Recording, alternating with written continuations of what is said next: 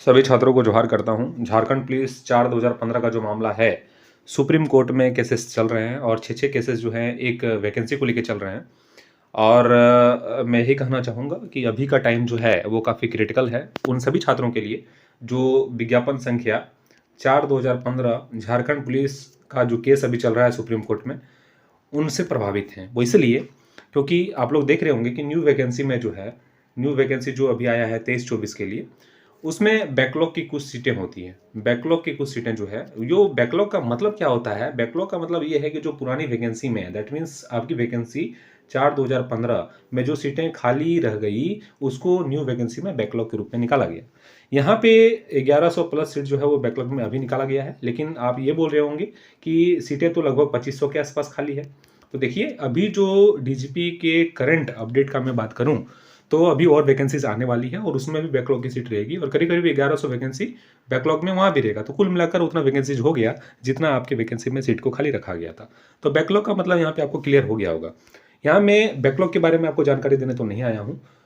सबसे पहले मैं यह बताना चाहूँगा कि 6-6 केसेस एक जो है मामले में कर देना, सबसे बड़ा लो पॉइंट आपका वहीं हो गया था। मैं बार बार अपने वीडियो में बोलता हूँ और शुरू से मना करते भी आया था कि इस तरह नहीं करना है, लेकिन ये गलती करने के बाद भी उससे बड़ी बड़ी गलतियाँ अभी आप लोग करते जा रहे हैं। वो इसलिए थोड़ा समझने का कोशिश मेरे बात को कीजिएगा।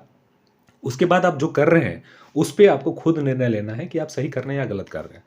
मान के चलिए कि ये वैकेंसी जो न्यू वैकेंसी है, इसमें कुछ दुविधाएं हैं इसलिए लेट हो रहा है। अगर इसमें पूरा फ्रेश वैकेंसीज आ जाता, जैसे इसमें आरक्षण का कुछ त्रुटियां हैं, सीटों का बंटवारा जो है उसमें त्रुटियां हैं, फीमेल की जो फिजिकल एफिशिएंसी वाले जो है उसमें कुछ दिक्कतें हैं, इन तमाम दिक्कतों के बावजूद भी मैं दावा कर रहा हूँ कि ये वैकेंसी जो है काफ़ी जल्दी क्लियर कराने का प्रयास जो है वो सरकार करेगी।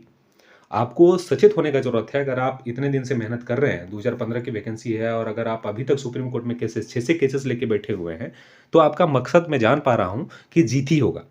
अगर आप अंतिम समय में अपनी गलती से अगर हार जा रहे हैं तो ये आपका नासमझी का कारण बनने जा रहा है और आप हार सकते हैं। जिस स्थिति में अभी झारखंड पुलिस 4/2015 वाले छात्रों का केसेस है, ये स्थिति अगर कुछ दिन और रहा तो केस काफ़ी कमजोर पड़ता जाएगा। वो इसलिए थोड़ा मेरा बातों को समझने का कोशिश कीजिएगा। आप लोग हाई कोर्ट से हार के गए हैं, पहला यहाँ पे आप लोगों का जो है लो पॉइंट सुप्रीम कोर्ट के लिए है।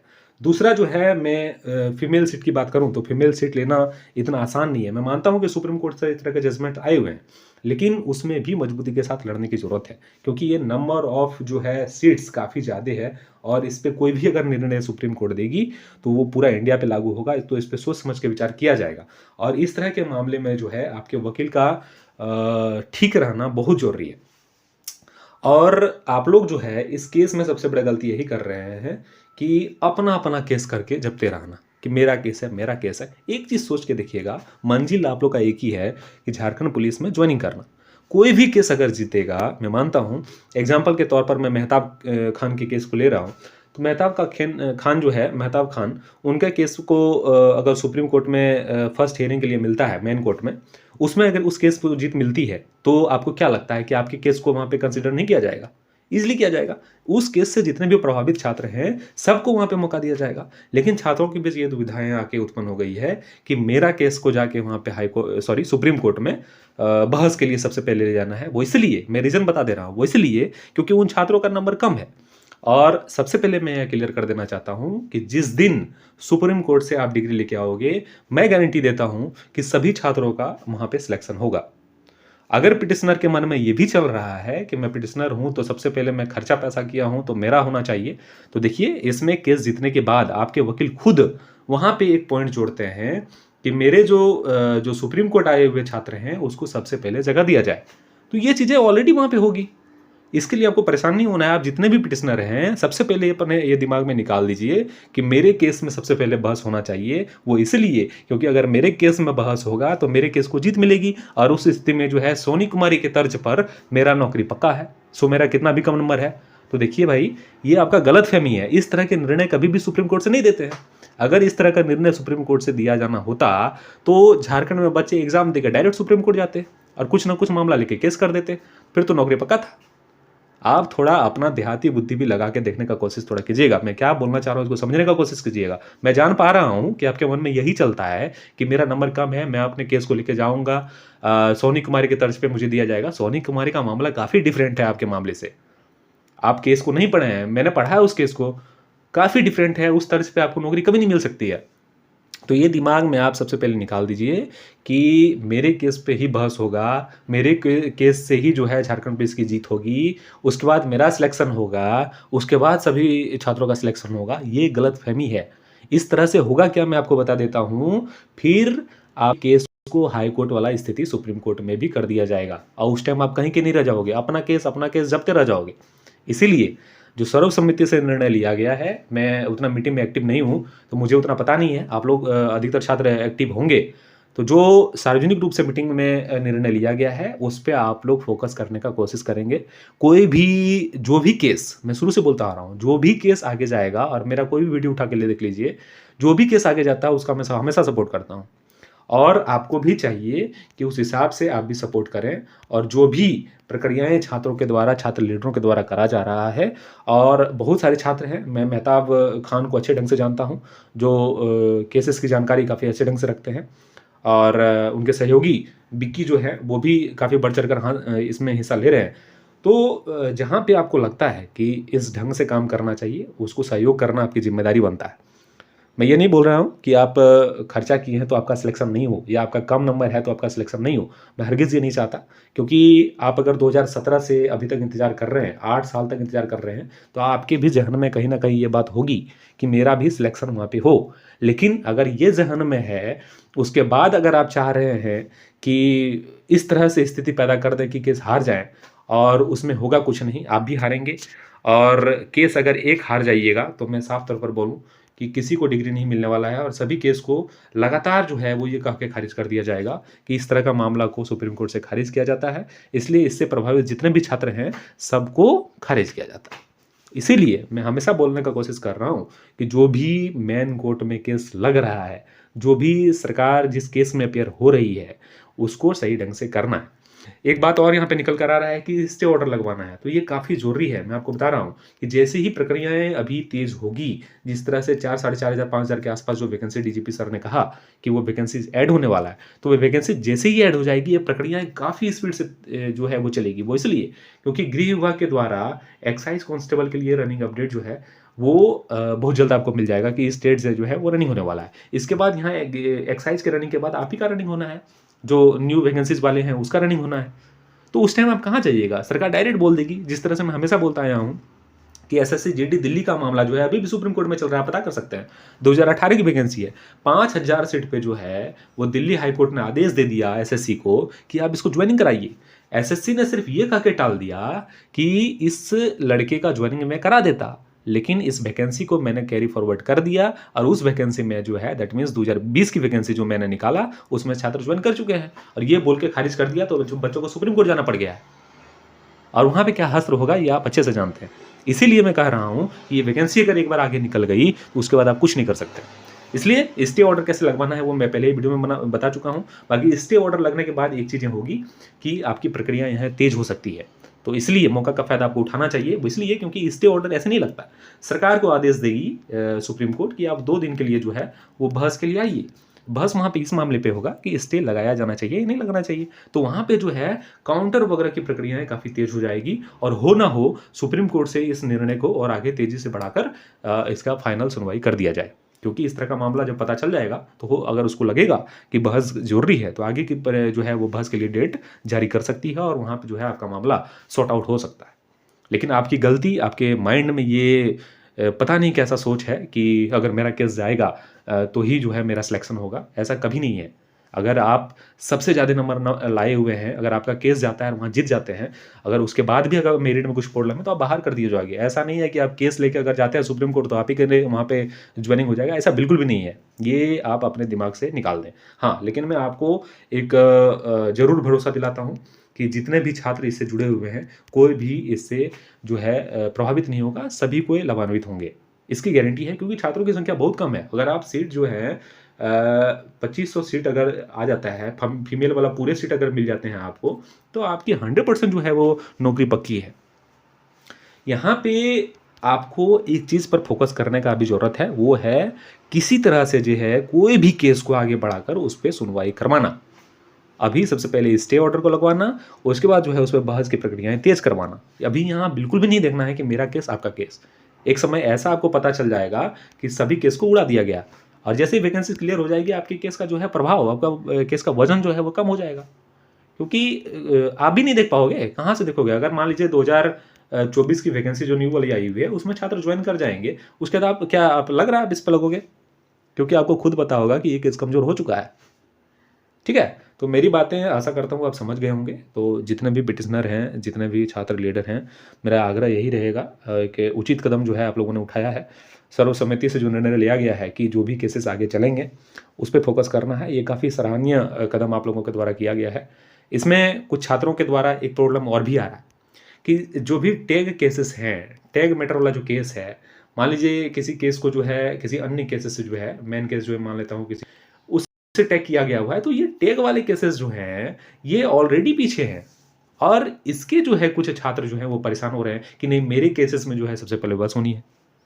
देखिए भाई, हरगिज़ नहीं है। आप किसी मेन केस के हाथ को पीछे से पकड़े हो, तो आप कैसे आगे जाके बता सकते हो कि हम आपसे आगे आ गए हैं? ऐसा नहीं होता है। अगर आप किसी केस में टैग हो, तो अगर आपका केस लगता भी है, थोड़ा आगे भी जाता है, तो वहाँ से फिर पीछे धकेल दिए जाओगे। वहाँ पे आपको डायरेक्ट पूछेगा कि आप किस मामले से टैग हैं। तो जब आपका आगे वाला जिससे आप टैग किए हुए, जिससे आप जुड़े हुए हो, अगर उसी को नहीं पहचान रहा है, अगर वही वहाँ नहीं पहुँचा है, तो आपकी वहाँ क्या वैल्यू है? आप थोड़ा अपना दिमाग लगाइए कि जो टैग वाले छात्र बोल रहे हैं कि नहीं मैं अपने केस में सुनवाई कराने वाला हूँ, मैंने कुछ देखा कल फंडिंग से रिलेटेड मेरे पास वीडियो जो है स्क्रीनशॉट आ रहे थे कि इसको फंडिंग करनी है, ऐसे करनी है, वैसे करनी है, कुछ नहीं कर पाओगे। आप फिर से पीछे हो जाओगे, मैं यही कहूँगा। इसलिए बुद्धि से काम लें। आपके अगर कुछ ऐसा लग रहा है तो आप अस्थिर रहें। कार्य करने वाले छात्र हैं भी और जैसे निर्णय लिया जाएगा उस पे जो है उस रास्ते पे आगे बढ़ने का प्रयास करें। बिना जाने सुने समझे, बिना कोई जानकारी रखे मैं यहाँ पे आपको आगे बढ़ने से मना करता हूँ। अगर आप इस तरह गलती करते हैं तो अपने साथ करीब-करीब 2000 छात्रों के भविष्य को आप गड्ढे में लेके जाओगे। और ये गलती आपको भी एहसास होगा और अभी भी हो रहा होगा। आप भी खुद सोच के देखिए, अगर आपके केसेस किसी अन्य केस से टैग हैं और उस केस जिस केस से आपका टैग है, उस केस की कोई भविष्य नहीं है, तो आपके केस की क्या भविष्य हो सकती है? समझने वाली बात है थोड़ा। आप मानते हैं कि वकील जो है, वकील मैं शुरू दिन से ही बोल चुका हूँ कि जिस दिन आप वकील को करेंगे, उस दिन एक शपथ ले लीजिए कि अब मुझे वकील से बचना है। दैट मीन्स कि वकील जो है इसका एक ही काम होता है, वो आपसे रोजगार है, आपसे पैसा लेना है उसको। उसकी प्रायोरिटी जो है वो आपकी जीत नहीं हो सकती कभी भी। उसका ये काम है और ये काम वो इसलिए करता है क्योंकि पैसा कमाना है, वो देश सेवा नहीं कर रहा भाई। ठीक है, वो प्रोफेशन है इसका, वकीलगिरी करना प्रोफेशन है। सेकेंड प्रायोरिटी उसका ये रहता है कि केस जीते, लेकिन उसके पहले भी वो 10 बार सोचता है कि हम किसी तरह से पैसा कमाएं। और ये गलती आप लोग हमेशा से करते आए हो कि जो भी वकील आपको बोल देता है कि नहीं आपके केसेस को मैं सुनवाई पे ले जाना चाहता हूं, तो टैग मैटर वाले भी लड़के, टैग केस वाले भी लड़के भी उछलना स्टार्ट कर देते हैं। ये समझदारी आपके अंदर होनी चाहिए क्योंकि आप उस कायदे से इतने दिन से लड़ रहे हो, तो ये सब चीजें आपको पता होनी चाहिए। वकील कभी नहीं बोल सकता। अगर आप अभी जाओगे, आप 2011 की वैकेंसी को लेके जाइए। इसके पहले कब वैकेंसी निकली है पुलिस कांस्टेबल की? जब भी निकला हो, अब उसको लेके जाइए। वहां पे अगर बोलिएगा कि मुझे इस केस में लड़ना है, तो वकील क्या बोलेगा आपको? बोलेगा कि हाँ हम जिता देंगे आपको, 100% जिता देंगे, आप इतना पैसा दीजिए। भाई इसको समझने की जरूरत है। आप इस तरह के मामले को हमेशा देखते आए हैं, है कि नहीं? तो मेरी बातें आपको आशा करता हूं आप समझ चुके होंगे कि किस और आपको जाना है और किन छात्रों से मदद लेना है। मीटिंग में आके सिर्फ आरोप प्रत्यारोप करना ये मैं सही नहीं समझता हूँ। मैं मानता हूँ कि कुछ गलतियाँ छात्रों के द्वारा होती है और उस गलतियों को सुधार करना आपकी जिम्मेवारी भी है। अगर अभी भटकाव की स्थिति आया तो आप फिर लाइफ टाइम भटकते रहना, क्योंकि नौकरी जो है वो झारखंड पुलिस की है और झारखंड पुलिस की नौकरी अब आपके हाथ से अगर बाहर गया तो शायद 70 से 80% छात्र ऐसे हैं जिनका उम्र भी समाप्त हो चुका है। और अगर उम्र समाप्त हो गया है तो आप इसके काबिल ही नहीं माने जाओगे कि आप फिर से झारखंड पुलिस बन सकते हैं। ठीक है? और बेरोज़गारी का जो स्थिति है, नौकरी के लिए आदमी जान तक दे रहा है और आप जो है नौकरी के द्वार पर खड़े हो और उसके बाद अगर इस तरह से घटिया हरकत आप करके वहाँ से मुड़ जा रहे हो, तो ये दुर्भाग्यपूर्ण है। मैं आपको बताऊँ कि आप दहलीज़ पे खड़ा हो, एकदम गेट पे खड़ा हो और जिस तरह से ही आपकी डिग्री वहाँ होगी, आप नौकरी पे जाओगे। लेकिन अगर आप गलती करते हैं तो फिर वही बेरोज़गारी की आलम जो है आपको झेलनी पड़ेगी। और हमेशा से आप लोग गलती करते आए हैं। मैं गलती गिनाऊँ तो अभी मुझे 1 घंटे का वीडियो बनाना पड़ जाएगा। सबसे पहला गलती तो आप लोग ये कर दिए कि सैम मैटर को लेके 6-6 केस कर दिए। उसका भी रीज़न यही था कि अगर हम केस करबो तो हमर सिलेक्शन होतो, अगर नहीं करबो तो हम बाहर भेलियो। भाई इरे न होवे बुझली, सुप्रीम कोर्ट में यदि केस कर लें तो अगर मने तो केस कर ली कि तोरे हो तो हाँ, अजय केस नहीं कर ले वो की करते। तब तो साबुतुर झारखंड पुलिस वाला की झारखंड में परीक्षा देते सुप्रीम कोर्ट चल जाते डायरेक्ट कि साला कैसा कर देबे, सॉरी गाली नहीं, केस कर देंगे तो मेरा सिलेक्शन हो जाएगा। भाई समझदार बनिए। मैं इतना कोशिश किया हूँ आप लोगों को एकजुट करने के लिए, आप लोगों को एक साथ लाने के लिए, और अभी अगर इस तरह की हरकत आप करते हो तो अच्छा नहीं लगता है। आपके जो लीडर्स हैं, कल मेरी बातें हुई और मुझे कुछ अच्छा नहीं लगा कि वो हार मान गए कि अब मुझसे नहीं होगा। इस तरह की बातें सुनकर मुझे भी थोड़ा ख़राब लग गया कि इस तरह की बातें नहीं होनी चाहिए और गलतियां आप लोगों के द्वारा की जा रही है और अभी भी की जा रही है, भर भर के की जा रही है। मेरा जो है मकसद आपको जो है सही रास्ते पे लाना है। मैं कोशिश करता हूँ, मेरी जिम्मेदारी है कि मैंने आप लोगों की वैकेंसी को लेके हमेशा से आवाज़ उठाया और आगे भी जब तक ज़रूरत पड़ेगा, जब तक लगेगा कि इस स्थिति को जो है संभालना चाहिए, मैं कोशिश करता रहूँगा। आने वाले टाइम में आप सबसे यही अनुरोध रहेगा कि कृपा करके आप लोग बिना सोचे समझे कुछ भी कदम नहीं उठाएंगे। अगर आपका एक कदम गलत उठेगा तो उस पर जो है काफ़ी ज़िंदगियां तबाह हो सकती है। इसकी जिम्मेदारी आपको खुद से समझनी चाहिए। अगर आप बेहतर नहीं कर सकते हैं तो आप शांत रहें, ये आपके लिए बेहतर करना माना जाएगा। जिस तरह से मैंने टैग मैटर को यहाँ पे बातें की, टैग मैटर के केसेस को बातें की, उसमें जो है आपका कोई गलती नहीं है। आपका ब्रेन वॉश किया जा रहा है।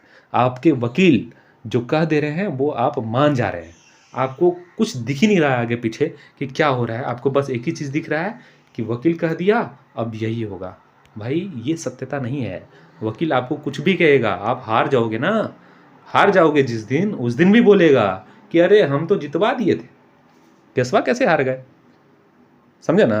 तो इसीलिए उस पर भरोसा ना करते हुए अपने कर्तव्य को करें, सही ढंग से करें। आपके कुछ लीडर्स जो हैं काफ़ी नॉलेज रखते हैं।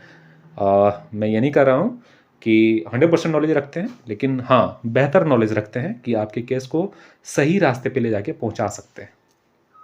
अगर आपको कुछ कमियां लगती है तो मीटिंग्स अरेंज किया जाता है, हम अपने बात को रखें। लेकिन कुछ किसी को बिना बताए कुछ कदम उठा लेना, उसके बाद बोल देना कि हमसे ये गलती हो गया, ये हम कर दिए, तो ये कहीं ना कहीं जो है नागवार गुजरता है सभी के ऊपर। तो आपकी जिम्मेदारी आपसे बनती है कि सही कदम उठाएं। जो केसेस आपको लगता है कि ये केसेस जो हैं वो अच्छा कुछ कर सकता है आगे चल के, उस केस को सभी छात्रों के द्वारा जो सर्वसम्मति से जो है निर्णय लिया गया, उस केस को ही सपोर्ट किया जाएगा। सो आपका केस हो, किसी अन्य का केस हो, जिसका भी केस हो, इसमें ये बातें नहीं कही गई है कि कोई भी पर्टिकुलर केस को जो है वो सपोर्ट किया जाएगा।